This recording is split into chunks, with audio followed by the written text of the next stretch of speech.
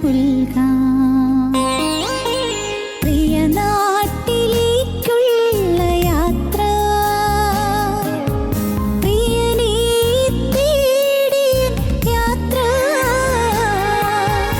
ഒരു നാളും പിരിയാതെ കൊതി തീരുവോളം ഒന്നായി വാഴുവാൻ ആശ, ഒന്നായി വാഴുവാൻ ആശ. പ്രിയ നാട്ടിലേക്കുള്ള യാത്ര.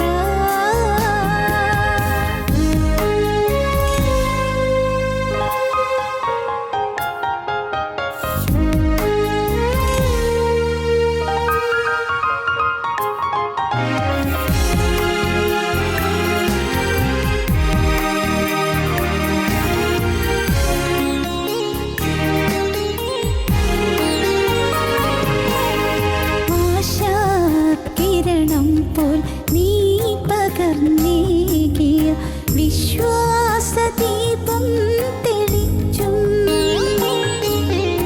ആശാകിരണം പോൽ നീ പകർന്നേകിയ വിശ്വാസദീപം തെളിച്ചും, നിന്നാമമന്ത്രം ജപിച്ചും നീങ്ങുന്നു നിന്നാട്ടിലെത്തിയിടുവോളം, നിന്നാമമന്ത്രം ജപിച്ചും നീങ്ങുന്നു നിന്നാട്ടിലെത്തിയിടുവോളം, നിന്നാട്ടിലെത്തിയിടുവോളം. പ്രിയ നാട്ടിലേക്കുള്ള യാത്ര, പ്രിയനേ തേടിയ യാത്ര, ഒരു നാളും പിരിയാതെ കൊതി തീരുവോളം ഒന്നായി വാഴുവാൻ ആശ,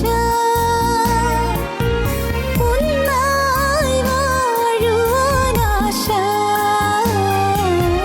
പ്രിയ നാട്ടിലേക്കുള്ള യാത്ര.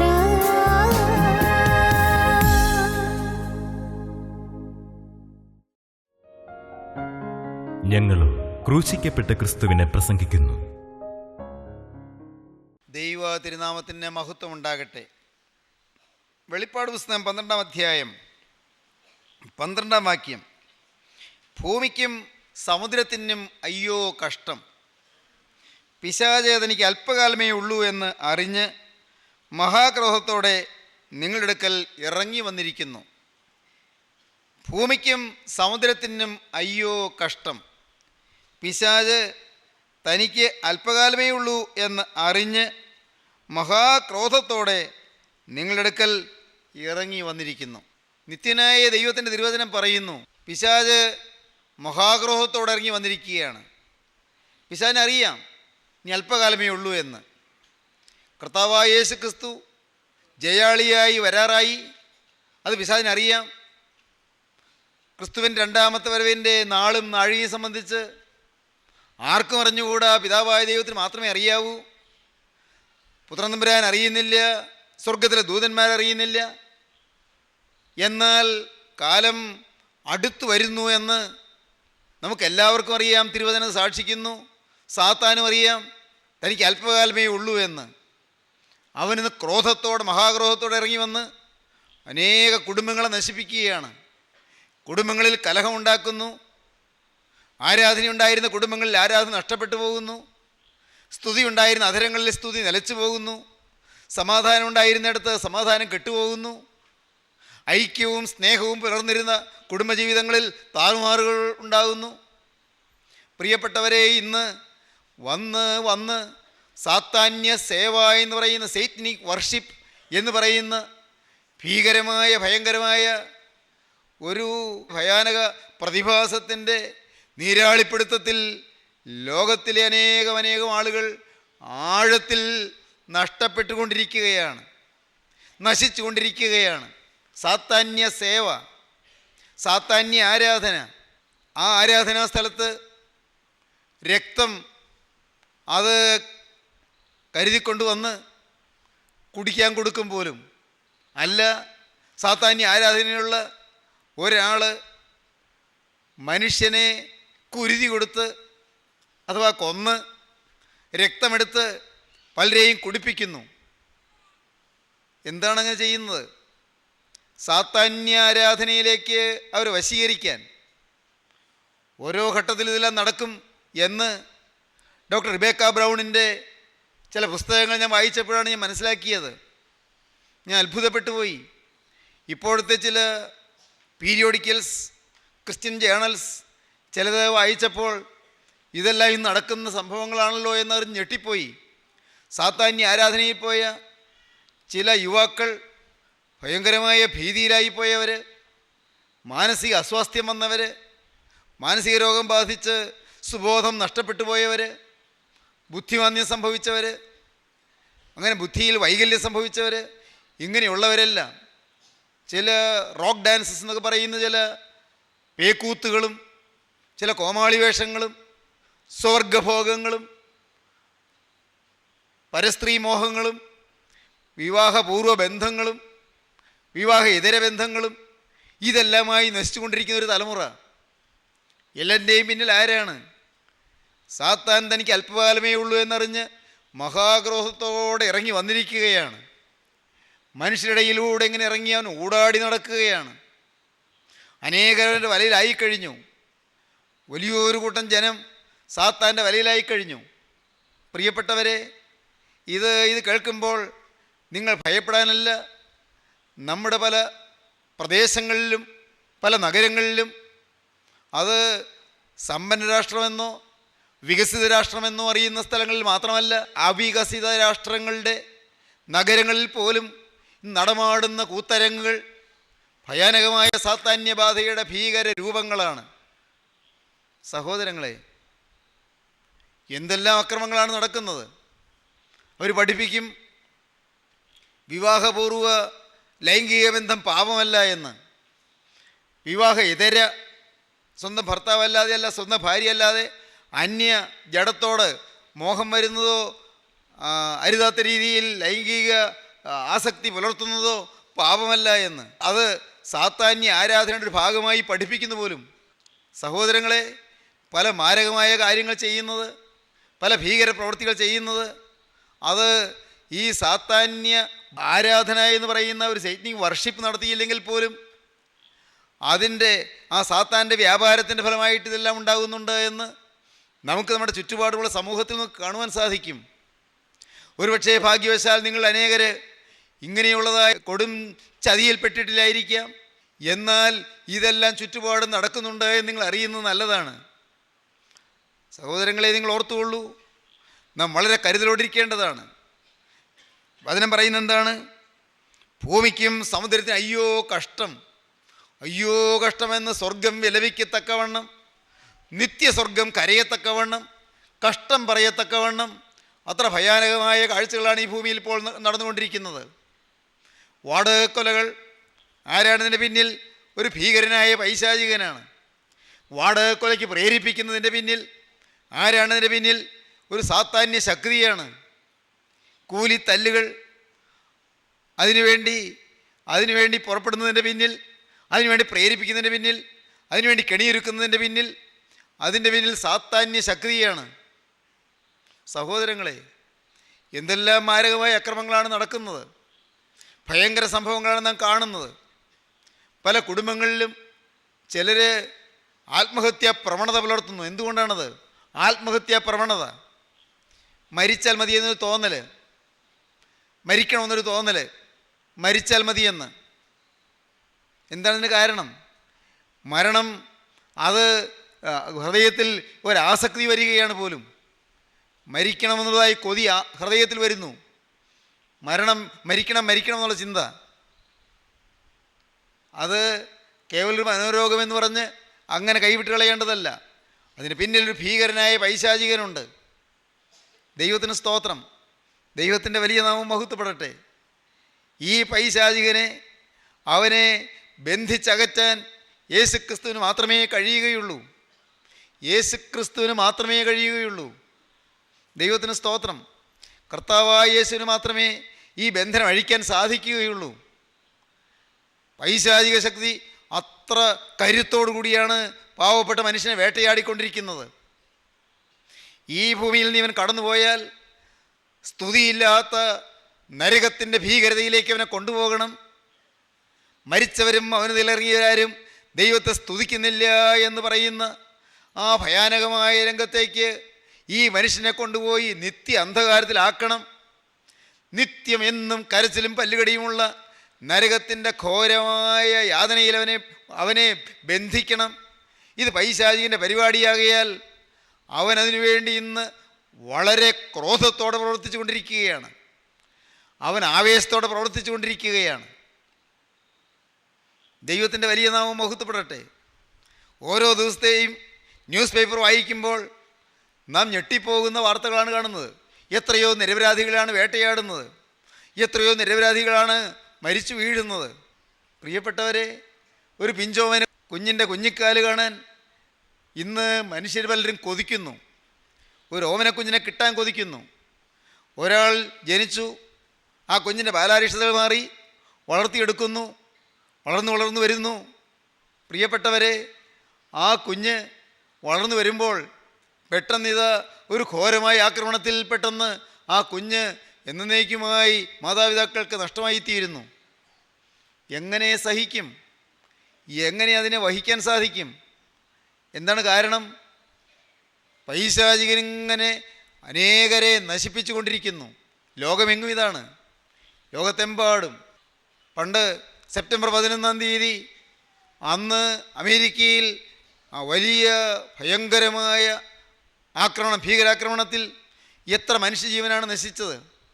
അതിനെ തുടർന്ന് പിന്നെയും വേറെ എവിടെയെല്ലാമോ എന്തെല്ലാം ആക്രമണങ്ങളാണ് ഉണ്ടായത്. അതെ, എത്രയോ നിരപരാധികൾ, ഒന്നും അറിയാത്തവർ, പാവങ്ങൾ കൊല്ലപ്പെട്ടു. ഇതിൻ്റെ പിന്നിലൊരു പൈശാചിക ശക്തിയാണ്, ഓർക്കുക. എന്നാൽ നിങ്ങൾ ഭയപ്പെടേണ്ട എൻ്റെ സഹോദരങ്ങളെ, നിങ്ങൾ പേടിക്കേണ്ട. ഈ സാത്താന്യ ശക്തിയെ നശിപ്പിക്കാൻ കർത്താവായ യേശുക്രിസ്തുവിന് കഴിയും. ഈ സാത്താനെ തോൽപ്പിക്കാൻ യേശുക്രിസ്തുവിന് കഴിയും. യേശുക്രിസ്തുവിന് മാത്രമേ കഴിയുകയുള്ളൂ. പിശാചേതനിക്ക് അല്പകാലമേ ഉള്ളൂ എന്നറിഞ്ഞ് മഹാക്രോധത്തോടെ നിങ്ങളുടെ അടുക്കൽ ഇറങ്ങി വന്നിരിക്കുന്നു. പിശാച് പ്രവർത്തിക്കുന്ന വിവിധ വിധങ്ങൾ നമുക്ക് ഈ തിരുവചനത്തിൽ കാണുവാൻ സാധിക്കും. അപ്പോസ്തല പ്രവൃത്തികളുടെ പുസ്തകം 19-ാം അധ്യായത്തിൽ എഫേസോസ് എന്ന് പറയുന്ന സ്ഥലത്ത് ഒരു സംഭവം ഉണ്ടായി. എഫേസോസ് എന്ന് പറയുന്ന സ്ഥലത്ത്, ഈ എഫേസോസ് എന്ന് പറയുന്നത് അന്നത്തെ വളരെ പ്രസിദ്ധവും ജനപ്പെരുപ്പമുള്ളതും പരിഷ്കാരമുള്ളതുമായൊരു സ്ഥലമായിരുന്നു. പക്ഷേ അവിടെയുള്ള ആളുകൾ ഒട്ടേറെ അന്ധവിശ്വാസികളായിരുന്നു. മന്ത്രവാദവും ക്ഷുദ്രപ്രയോഗവും എല്ലാം ധാരാളം അവർക്കുണ്ടായിരുന്നു. ആഭിചാര പ്രവൃത്തികൾ അവിടെ എല്ലാവർക്കും തന്നെ ഉണ്ടായിരുന്നു. പട്ടണ പരിഷ്കാരം മുന്തി നിന്നിരുന്നെങ്കിലും അന്ധവിശ്വാസങ്ങൾ കൊടികുത്തി വാണിരുന്നു. എഫേസോസിൽ അവിടെ ഭൂതബാധയുള്ള ഒരാളുണ്ടായിരുന്നു എന്നാണ് നാം തിരുവചനത്തിൽ വായിക്കുന്നത്. ഭൂതബാധ, പൈശാചിക ബാധ. അപ്പോസ്തല പ്രവൃത്തി 19-ാം അധ്യായം 13-ാം വാക്യം മുതൽ. എന്നാൽ ദേശാന്തരികളായി നടക്കുന്ന മന്ത്രവാദികളായ ചില യഹൂദന്മാർ പൗലോസ് പ്രസംഗിക്കുന്ന യേശുവിൻ്റെ നാമത്തിൽ ഞാൻ നിങ്ങളോട് ആണയിടുന്നു എന്ന് പറഞ്ഞു യേശുവിൻ്റെ നാമം ചൊല്ലുവാൻ തുനിഞ്ഞു. ഇങ്ങനെ ചെയ്തവർ മഹാപുരോഹിതനായ സ്കേവ എന്ന ഒരു യഹൂദൻ്റെ 7 പുത്രന്മാരായിരുന്നു. ദുരാത്മാവ് അവരോട്, യേശുവിനെ ഞാൻ അറിയുന്നു, പൗലോസിനെയും പരിചയമുണ്ട്, എന്നാൽ നിങ്ങൾ ആര് എന്ന് ചോദിച്ചു. പിന്നെ ദുരാത്മാവുള്ള മനുഷ്യൻ അവരുടെ മേൽ ചാടി അവരെ കീഴടക്കി ജയിക്കിയാൽ അവർ നഗ്നരും മുറിവേറ്റരുമായി ആ വീട്ടിൽ നിന്ന് ഓടിപ്പോയി. ഇത് എഫേസോസിൽ പാർക്കുന്ന സകല യഹൂദന്മാരും യവനന്മാരും അറിഞ്ഞു. അവർക്കൊക്കെയും ഭയം തട്ടി. കർത്താവായ യേശുവിൻ്റെ നാമം മഹിമപ്പെട്ടു. വിശ്വസിച്ചവരിൽ അനേകരും വന്ന് തങ്ങളുടെ പ്രവൃത്തികളെ ഏറ്റുപറഞ്ഞ് അറിയിച്ചു. ക്ഷുദ്രപ്രയോഗം ചെയ്തിരുന്ന പലരും തങ്ങളുടെ പുസ്തകങ്ങളെ കൊണ്ടുവന്ന് എല്ലാവരും കാണുകെ ചുട്ടുകളഞ്ഞു. അവയുടെ വില കണക്കുകൂട്ടിയാറെ 50,000 വെള്ളിക്കാശ് എന്ന് കണ്ടു. ഇങ്ങനെ കർത്താവിൻ്റെ വചനം ശക്തിയോടെ പരന്ന് പ്രബലപ്പെട്ടു. അപ്പോസ്തലനായ പൗലോസ് എഫേസോസിൽ ചെന്നപ്പോൾ എഫേസോസിൽ ചില അത്ഭുതങ്ങൾ നടന്നു. അപ്പോസ്തലനായ പൗലോസ് ദൈവത്തിൻ്റെ പരിശുദ്ധാത്മാവിൻ്റെ തേജസ്സിനാൽ നിറഞ്ഞ് എഫേസോസിൽ ചെന്നതാണ്. ദൈവാത്മാവ് എഴുന്നേർത്തി തന്നെ, ആത്മാവ് നിയന്ത്രിച്ച് തന്നെ അപ്പോസ്തലനോട് ചെല്ലാൻ ഇടയായതാണ്. അപ്പോസ്തലനോട് ചെന്നപ്പോൾ അവിടെ ദൈവത്തിൻ്റെ തിരുവചനം പറഞ്ഞപ്പോൾ ദിനംപ്രതി അവിടെ തിരുവചനം സംസാരിച്ചു കൊണ്ടിരുന്നപ്പോൾ 2 സംവത്സരത്തോളം അവിടെ തിരുവചനം സംസാരിച്ചപ്പോൾ ചില അത്ഭുതങ്ങളുണ്ടായി. 19-ാം അധ്യായം 10-ാം വാക്യം നമുക്ക് വായിച്ചു കേൾക്കാം. അത് 2 സംവത്സരത്തോളം നടക്കിയാൽ ആസിയയിൽ പാർക്കുന്ന യഹൂദന്മാരും യവനന്മാരും എല്ലാം കർത്താവിൻ്റെ വചനം കേൾപ്പാൻ ഇടയായി. ദൈവം പൗലോസ് മുഖാന്തരം അസാധാരണമായ വീര്യപ്രവർത്തികളെ ചെയ്യിക്കിയാൽ അവൻ്റെ മെയ്മേൽ നിന്ന് റൂമാലും ഉത്തരീയവും രോഗികളുടെ മേൽ കൊണ്ടുവന്നിടുകയും വ്യാധികൾ അവരെ വിട്ടുമാറുകയും ദുരാത്മാക്കൾ പുറപ്പെടുകയും ചെയ്തു. പൗലോസോടെ പ്രവർത്തിക്കാൻ ചെന്നപ്പോൾ ദൈവത്തിൻ്റെ തിരുവചനം ആ ദേശത്ത് ഇറങ്ങിയപ്പോൾ തിരുവചനത്തിലൂടെ അത്ഭുത ശക്തി, പരിശുദ്ധാത്മ ശക്തി ആ ജനത്തിൻ്റെ മേൽ പകർന്നപ്പോൾ അപ്പോൾ അപ്പോസ്തലനായ പൗലോസിൽ ഊന്നി നിന്നുകൊണ്ട് ദൈവത്തിൻ്റെ പരിശുദ്ധാത്മാവ് പ്രവർത്തിച്ചത് മൂലം അനേകം രോഗികൾക്ക് സൗഖ്യം കിട്ടി, വ്യാധികൾ വിട്ടുമാറി, ദുരാത്മാക്കൾ വിട്ടുപോയി. പലരിൽ നിന്നും ദുരാത്മാക്കൾ വിട്ടുപോയി. അപ്പോൾ അവിടെയുള്ള ഒരു പുരോഹിതനുണ്ടായിരുന്നു. അത് ഒരു മഹാപുരോഹിതനായിരുന്നു. സ്കേവ എന്നാണ് അദ്ദേഹത്തിൻ്റെ പേര്. മഹാപുരോഹിതനായ സ്കേവ എന്ന ഒരു യഹൂദൻ്റെ 7 പുത്രന്മാർ. അവരെ ഒരു വീട്ടിൽ ചെന്നു. ആ വീട്ടിൽ ദുരാത്മാവുള്ളൊരു മനുഷ്യനുണ്ട്. ദുരാത്മബാധയുള്ള മനുഷ്യൻ. ഞെരിക്കുകയും പിടയ്ക്കുകയും പലരോടും വളരെ വയലൻ്റായി പെരുമാറുകയും ചെയ്യുന്ന ദുരാത്മബാധയുള്ള ഒരു മനുഷ്യനോടെ ഉണ്ടായിരുന്നു. ഇവരെ അവിടെ ചെന്നു. അവർ ചെന്നിട്ട് ദുരാത്മാവിനോട് അവർ കൽപ്പിച്ചു, വിട്ടുപോകാൻ കൽപ്പിച്ചു. ഈ മനുഷ്യൻ്റെ ഉള്ളിലുള്ള ദുരാത്മാവിനോട് ഈ 7 പുത്രന്മാർ, ഏത് സ്കേവ എന്ന മഹാപുരോഹിതൻ്റെ 7 പുത്രന്മാർ ദുരാത്മാവിനെ വിട്ടുപോക എന്ന് കൽപ്പിച്ചു. പൗലോസ് ചില ദുരാത്മബാധിതരെ അടുക്കൽ ചെന്ന് യേശുവിൻ്റെ നാമത്തിൽ വിട്ടുപോക എന്ന് പറയുന്നവർ കേട്ടിട്ടുണ്ട്. അതുപോലെ ഈ ചെറുപ്പക്കാർ അവരും ഇതുപോലെ പറഞ്ഞു, യേശുവിൻ്റെ നാമത്തിൽ വിട്ടുപോക എന്ന് പറഞ്ഞു. യേശുവിൻ്റെ നാമത്തിൽ നിന്നൊരു വാക്ക് പറഞ്ഞാൽ പിശാച് വിട്ടുപോവുകയില്ല. യേശുവിൻ്റെ നാമത്തിൽ നിന്ന് പറഞ്ഞുകൊണ്ട് എന്തെങ്കിലും ഒരു കാര്യം പറഞ്ഞാലോ ചെയ്താലോ പിശാച് മാറുകയില്ല. പിശാച് മാറണമെങ്കിൽ യേശുവിൻ്റെ കെയർ ഓഫിൽ ചെല്ലാനുള്ള ആത്മാവിൻ്റെ അനുഭവം വേണം. യേശുവിൻ്റെ നാമത്തിൽ ചെല്ലാനുള്ള അവകാശം വേണം. പ്രിയപ്പെട്ടവരെ, ഒരു വലിയ പോലീസ് ഉദ്യോഗസ്ഥൻ്റെ പേരിലാണ് ഞാൻ വിളിക്കുന്നതെന്ന് പറഞ്ഞ് ഒരാൾ വിളിച്ചാൽ ആരും അനുസരിക്കുകയില്ല. എന്നാൽ ആ പോലീസ് ഉദ്യോഗസ്ഥൻ്റെ കയ്യൊപ്പോടുകൂടിയ സീലോടുകൂടിയ ഒരു ലെറ്ററുമായി ഒരാൾ വന്നാലും എല്ലാവർക്കും ഉടനെ അനുസരിക്കാൻ തോന്നും. എന്തുകൊണ്ട്? അതിൽ ആ സീലുണ്ട്, ആ മുദ്രയുണ്ട്, അതിൽ ആ പേരുണ്ട്. അല്ല, നമ്മുടെ ഭാരതത്തിലെ ഒരു അംബാസിഡർ, വിദേശ രാജ്യത്തേക്കുള്ള അംബാസിഡർ, അദ്ദേഹം ആ നാട്ടിൽ ചെന്നൊരു കാര്യം പറയുമ്പോൾ ഇവിടുത്തെ പേരിൽ, ഭാരതത്തിൻ്റെ പേരിൽ അദ്ദേഹം ചെല്ലുമ്പോൾ അദ്ദേഹം പറയുന്നതിന് വിലയുണ്ട്. നേരെ മറിച്ച് അദ്ദേഹം സ്വന്തം രീതിയിൽ ചെന്നാൽ വിലയില്ല. ഈ സ്കേവ എന്ന മഹാവിന്റെ മക്കൾ അവർ 7 പേരും യേശുവിന് നാമം ചൊല്ലി പൗലോസിൻ്റെ പേരും പറഞ്ഞു. പക്ഷേ ദുരാത്മാവ് വിട്ടുപോയില്ലെന്ന് മാത്രമല്ല, ആ ദുരാത്മാവുള്ള മനുഷ്യൻ അവരോട് പറഞ്ഞു, യേശുവിനെയും ഞാൻ അറിയുന്നു, പൗലോസിനെയും ഞാൻ അറിയുന്നു, യേശുവിനെ ഞാൻ അറിയുന്നു, പൗലോസിനെയും പരിചയമുണ്ട്. എന്നാൽ നിങ്ങളാര്? നിങ്ങൾക്ക് യേശുവിൻ്റെ മുദ്രയില്ലല്ലോ, നിങ്ങൾക്ക് യേശുവിൻ്റെ നാമം എടുക്കാൻ എന്ത് കാര്യം? പ്രിയപ്പെട്ടവരെ, തന്നെയല്ല, ഇത്രയും പറഞ്ഞിട്ട് ഈ ദുരാത്മാവുള്ള മനുഷ്യൻ അവരുടെ മേൽ ചാടി വീണു, അവരെ കഠിനമായി പരിക്കേൽപ്പിച്ചു. വയലൻ്റായി അനേകം ദുരാത്മാക്കൾ ഒരാളിൽ കയറി കൂടിയിരിക്കുകയാണ് ആ മനുഷ്യൻ. ഇവരെ കഠിനമായി ഉപദ്രവിച്ചു. നാം വായിക്കുന്നത് ഇങ്ങനെയാണ്: ദുരാത്മാവുള്ള മനുഷ്യൻ അവരുടെ മേൽ ചാടി അവരെ കീഴടക്കി ജയിക്കിയാൽ അവർ നഗ്നരും മുറിവേറ്റവരുമായി ആ വീട്ടിൽ നിന്ന് ഓടിപ്പോയി. നഗ്നരും മുറിവേറ്റവരുമായി ഓടിപ്പോയി. പ്രിയപ്പെട്ടവരെ, ഇന്ന് പലരും ദുരാത്മബാധ മാറ്റാമെന്നൊക്കെ പറഞ്ഞ് പല സൂത്രവിദ്യകളും പക്ഷെ ചെയ്യുന്നുണ്ടാകാം, ചില വാക്കുകൾ പറയുന്നുണ്ടാകാം. അതിലൊന്നും നിങ്ങൾ കുടുങ്ങിപ്പോകരുത്. യേശുക്രിസ്തുവിൻ്റെ നാമം, യേശുക്രിസ്തുവിൻ്റെ മുദ്ര, ആത്മാവിൻ്റെ മുദ്ര ഹൃദയത്തിൽ പേറുന്നവർ, യേശുക്രിസ്തുവിൻ്റെ പരിശുദ്ധാത്മാവിനാൽ നിറഞ്ഞവർ, യേശുക്രിസ്തുവിൻ്റെ പരിശുദ്ധാത്മാവിൻ്റെ ശക്തിയിൽ മാത്രം നിൽക്കുന്നവർ, അവർക്ക് മാത്രമേ സാത്താന്യ ബാധയെ അകറ്റുവാൻ സാധിക്കുകയുള്ളൂ.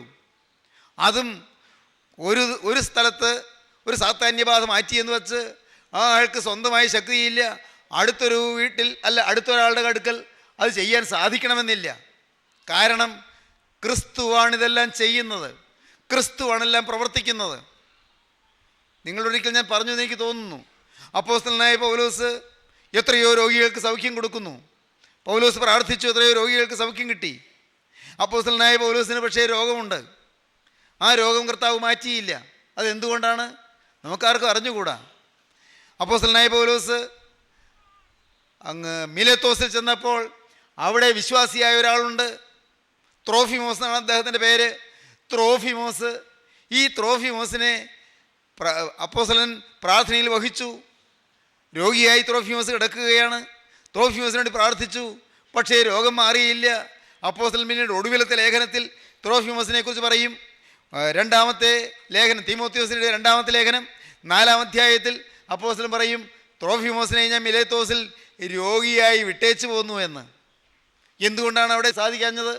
ഉടയം വരാൻ അറിയാം, നമുക്കാർക്കും അറിഞ്ഞുകൂടാ. എന്തുകൊണ്ടാണ് അപ്പോസ്തലൻ അവിടെ പ്രാർത്ഥിച്ചപ്പോൾ അവിടെ പരിശുദ്ധാത്മാവ് വന്ന് ആ മനുഷ്യൻ രോഗം മാറ്റാത്തത്? സ്വർഗത്തിലെ ദൈവം മാത്രം അറിയുന്നു. കാരണം രോഗം മാറ്റുന്നതും പിശാചിൻ്റെ ബാധ മാറ്റുന്നതും സാത്താൻ്റെ ബന്ധനം അഴിക്കുന്നതെല്ലാം ക്രിസ്തുവിൻ്റെ അപ്രമേയ ശക്തിയാണ്. എൻ്റെ സ്നേഹിതരെ, നിങ്ങളോട് ഞാൻ വളരെ എളിമയോടെ പറയട്ടെ, നിങ്ങളുടെ ജീവിതത്തിൽ സാത്താൻ ഏതെങ്കിലും കാര്യത്തിൽ ഇടമുണ്ടോ? നിങ്ങളുടെ ജീവിതത്തിൽ സാത്താൻ ഇടമുള്ളിടത്തെല്ലാം യേശുക്രിസ്തുവിന് പ്രവർത്തിക്കാൻ നിങ്ങൾ വിട്ടുകൊടുത്തെങ്കിൽ മാത്രമേ നിങ്ങളുടെ ജീവിതത്തിൽ സമാധാനം നിങ്ങൾക്ക് ലഭിക്കുകയുള്ളൂ. നിങ്ങളുടെ മക്കൾക്കും തലമുറകൾക്കും ആശ്വാസം ലഭിക്കുകയുള്ളൂ. തലമുറകളായി അനുഗ്രഹം പ്രാപിക്കുകയുള്ളൂ. നിങ്ങളുടെ മക്കൾ വഴിതെറ്റി പോകുന്നുണ്ടോ? നിങ്ങൾ നിരാശപ്പെടരുത്. നിങ്ങളുടെ കുടുംബത്തിൽ ചില അസ്വസ്ഥതകളുണ്ടോ? നിങ്ങൾ തളരരുത്. നിങ്ങളുടെ ജീവിതത്തിൽ തന്നെ സാത്താൻ അവകാശം പറയുന്ന കാര്യങ്ങളുണ്ടോ? ഓരോന്നും കണ്ടിട്ടും നിങ്ങൾ നിരാശപ്പെടരുത്. നിങ്ങൾ ശാന്തമായിട്ടിരുന്നിട്ട് നിങ്ങൾ പറയണം, കർത്താവേ, ക്രൂസിൽ എനിക്ക് വേണ്ടി തിരുരക്തം ചിന്തിയ രക്ഷക, നിൻ്റെ തിരുരക്തം എൻ്റെ മേലുള്ള പൈശാചിക ബാധ അകറ്റുവാൻ മതിയായതാണെന്ന് ഞാൻ വിശ്വസിക്കുന്നു. എൻ്റെ ദുശ്ശീലം മാറ്റുവാൻ, എൻ്റെ ദുസ്വഭാവം മാറ്റുവാൻ നാഥ നിൻ്റെ അത്ഭുത കൃപയ്ക്ക് മാത്രമേ സാധിക്കൂ എന്ന് ഞാൻ വിശ്വസിക്കുന്നു. കർത്താവേ, ഈ ലോകത്ത് ആരെയും പോയി കാണാൻ എനിക്ക് കഴിവില്ല. എൻ്റെ ദൈവമേ, എനിക്കൊന്നും ചെയ്യാനുള്ള പ്രാപ്തിയില്ല. എൻ്റെ ജീവിതത്തിൽ ഒന്നുപോയ പാപങ്ങൾക്ക് പ്രായശ്ചിത്തം ചെയ്യാനുള്ള പ്രാപ്തിയും എനിക്കില്ല. എൻ്റെ ദൈവമേ, തിരുത്താലും തീരാത്ത പാപങ്ങൾ എനിക്ക് വന്നുപോയി.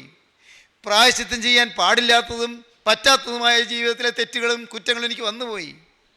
എൻ്റെ ദൈവമേ, തിരുത്താനാവാത്ത അബദ്ധങ്ങൾ എനിക്ക് സംഭവിച്ചു പോയി. ഉടയവനെ, നിന്നോട് യാചിക്കില്ല, എനിക്ക് വേറെ പോകാൻ വഴിയില്ല. എൻ്റെ മേൽ അവകാശം പറയുന്ന പൈശാചികനെ കർത്താവേ, നീ എഴുന്നള്ളി വന്ന് അവനേൽ നിന്ന് മാറ്റിത്തരണമേ. എൻ്റെ ഹൃദയത്തിൽ നിന്ന് സാത്താന്യ ബാധയെ നീ നീക്കിത്തരണമേ. എന്നോട് നീ മനസ്സലിയണമേ. കർത്താവേ, നീ മനസ്സലിഞ്ഞ് എൻ്റെ അരികിലേക്കൊന്ന് എഴുന്നള്ളി വരണമേ. കർത്താവേ, എൻ്റെ ബന്ധനങ്ങളെ നീ അഴിക്കണമേ. ഒന്നു മാത്രം എനിക്ക് നിന്നോട് പറയാം, അതേ എനിക്ക് എന്നെക്കൊണ്ട് സാധിക്കൂ. എളിമയിൽ ഞാനത് പറഞ്ഞുകൊള്ളട്ടെ. ആ പറയുന്ന വാക്ക് പോലും പൂർത്തീകരിക്കാൻ എനിക്ക് കഴിവില്ല. അതും നിൻ്റെ കൃപയിലാണ് ഞാൻ ആശ്രയിക്കുന്നത്. കർത്താവേ, ഈ നിമിഷം മുതൽ യേശുവേ, ഞാനൊരു പുതിയ സൃഷ്ടിയായി ജീവിക്കും. രക്ഷക, ഈ നിമിഷം മുതൽ ഞാൻ ക്രിസ്തുവിൽ ഒരു പുതിയ സൃഷ്ടിയായി ജീവിക്കും. എൻ്റെ ഈ ദേഹവും എൻ്റെ പ്രാണനും എൻ്റെ ആത്മാവും സമ്പൂർണ്ണയാഗമായി ഞാൻ അവിടുത്തെ പാദപീഠത്തിൽ സമർപ്പിക്കുകയാണ്. എന്നെ നീ ഒന്ന് കനിഞ്ഞ് തൊടണം. നിൻ്റെ ആ പരിശുദ്ധകരം തൊടാൻ യോഗ്യനല്ല ഞാൻ. നിൻ്റെ പരിശുദ്ധകരം സ്പർശിക്കാൻ യോഗ്യനല്ല ഞാൻ. രക്ഷക, നിൻ്റെ ആ തൃക്കരം എന്നെ ഒന്ന് തൊടണമേ. ആ തിരുരക്തം അങ്ങനെ എൻ്റെ മേലൊന്ന് പതിയണമേ. എൻ്റെ ദൈവമേ, ഇപ്പോൾ ഞാനിവിടെ അവിടുത്തെ സന്നിധിയിൽ മുട്ടുമടക്കിയിരിക്കുന്ന ഈ സമയം നിൻ്റെ കരം എൻ്റെ തലമേലൊന്ന് വെക്കണമേ. എൻ്റെ ദൈവത്തിന് സ്തോത്രം. സഹോദരങ്ങളെ, ഇപ്പോൾ നിങ്ങളൊന്ന് പ്രാർത്ഥിക്കുമോ? നിങ്ങൾ ഇരിക്കുന്ന ഇരിപ്പിൽ നിങ്ങളുടെ മുട്ടുകളൊന്ന് മടക്കുമോ? നിങ്ങൾ ഇരിക്കുന്ന ഇരിപ്പിൽ നിങ്ങളുടെ നാഥനെ നിങ്ങൾ വിളിക്കുമോ? അവൻ്റെ കരങ്ങളിലേക്ക് നിങ്ങളുടെ ആയുസ് നിങ്ങൾ കൊടുക്കുമോ? അവനോട് നിങ്ങളൊരു വാക്ക് പറയുമോ? കർത്താവേ, ഇപ്പോൾ ഞാനിതാ എന്നെ തന്നെ നിൻ്റെ കരങ്ങളിലേക്ക് തരുന്നു. മരണത്തോളം ഒരു വിശുദ്ധനായി ഞാൻ നിൽക്കും. കർത്താവേ, ഞാൻ വിശ്വസിക്കുന്നു, മരണത്തിന് ശേഷം ഞാൻ അക്കരെ വരുമ്പോൾ സ്തുതിയുടെ സ്വർഗത്തിൻ്റെ സന്തോഷ സാമ്രാജ്യത്തിൽ ഞാൻ എത്തി നിന്നെ നിത്യ ആരാധനയിൽ ഞാനും പങ്കാളിയാകും. ഞാൻ നിൻ്റെ പാദം മൊത്തും ഞാൻ വിശ്വസിക്കുന്നു. ഉടയവനെ, എൻ്റെ ജീവിതം നീ ഏറ്റുവാങ്ങണമേ. നീ എന്നെ സ്വീകരിക്കണമേ. എൻ്റെ ഹൃദയത്തിലേക്ക് നീ എഴുന്നള്ളണമേ. നമുക്ക് പ്രാർത്ഥിക്കാം, നമുക്ക് സമർപ്പിക്കാം. ദൈവത്തിന് സ്തോത്രം. കരുണയുള്ള കർത്താവേ, ജീവനുള്ള ദൈവമേ, നിന്റെ ഈ മക്കളെ അവിടെ സന്ദർശിക്കണമേ കർത്താവേ. തീരുമാനമെടുത്തവരുടെ മേൽ അതാ നിന്റെ തൃക്കരം വെക്കണമേ. നിന്റെ തിരുരക്തം പുരട്ടണമേ. സ്വർഗീയ മുദ്ര പതിപ്പിക്കണമേ. സ്വർഗീയ കർമ്മകളും വാഴുകളും നൽകണമേ. എൻ്റെ ദൈവമേ, പരിശുദ്ധാത്മാവിന്റെ ശക്തിയാൽ സകല അശുദ്ധാത്മാക്കളെയും ദൂരീകരിക്കണമേ. യേശുവിൻ്റെ നാമത്തിൽ പരിശുദ്ധാത്മ ശക്തിയാൽ, യേശു ക്രിസ്തുവിന്റെ ജയകരമായ നാമത്തിൽ എല്ലാ സാത്താന്യ ശക്തികളെയും നിന്റെ ഈ മക്കളിൽ ദൂരീകരിക്കണമേ. എല്ലാവരെയും വിടുവിക്കണമേ. എല്ലാ നന്മകളാൽ നിറയ്ക്കണമേ. എൻ്റെ നാഥന്റെ കൃപയിൽ പൊതിയണമേ. തിരുരക്തത്തിന് മുദ്ര പതിപ്പിക്കണമേ. നിത്യസ്വർഗത്തിന് വേണ്ടി ഒരുക്കണമേ. തിരുനാമം മഹത്വപ്പെടുത്തണമേ. യേശു ക്രിസ്തുവിന്റെ ജയകരമായ നാമത്തിൽ തന്നെ. ആമീൻ.